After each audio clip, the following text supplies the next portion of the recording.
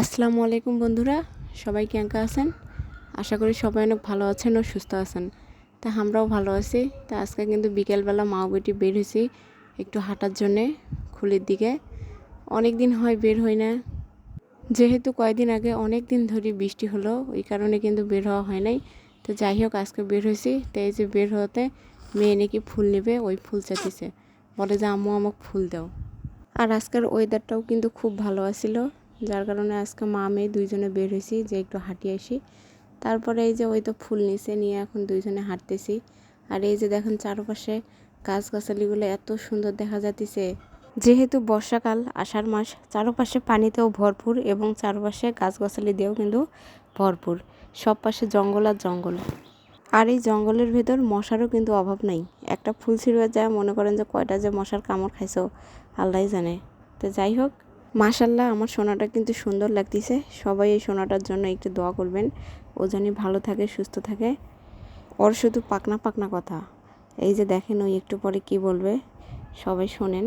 I love you, I love you too মামনি, thank you.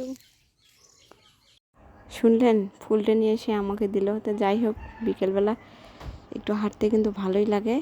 মা মেয়ে দুইজনে বের হয়েছি হাঁটার জন্য। আর হাঁটতে হাঁটতে আমরা আলছি এখন জাংলির কাছে। আর জাংলিত কিন্তু কুমড়ার গাছ গাড়া, দেখেন কত সুন্দর কুমড়া ধরছে আর ফুলও ধরছে অনেক। আর এই কুমড়ার গাছে কিন্তু ফুলগুলোও দেখতে অনেক সুন্দর, পাতাগুলোও দেখতে কিন্তু সেই সুন্দর লাগছে। এটা কিন্তু চাল কুমড়ার গাছ। আর এই চাল কুমড়ার পাতাগুলোও কিন্তু শাক হিসেবে খাওয়া যায়, অনেক কিন্তু ভালো লাগে রান্না করে খেলে।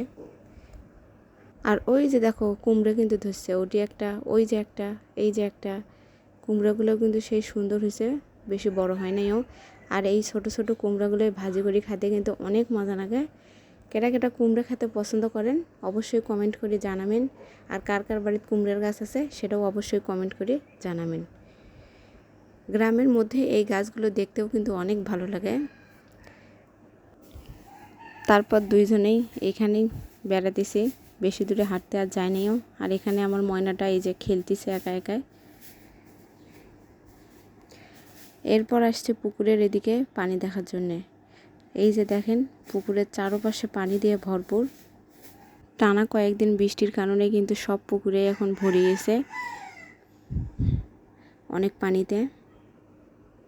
আর পানি হওয়ার কারণে কিন্তু অনেকের পুকুরের মাছ বার হয়ে গেছে।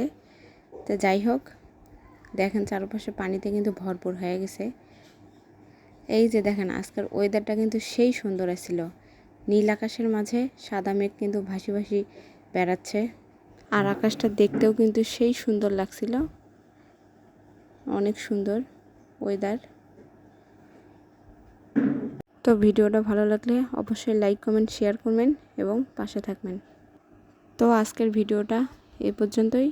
সবাই ভালো থাকবেন, সুস্থ থাকবেন। আল্লাহ হাফেজ।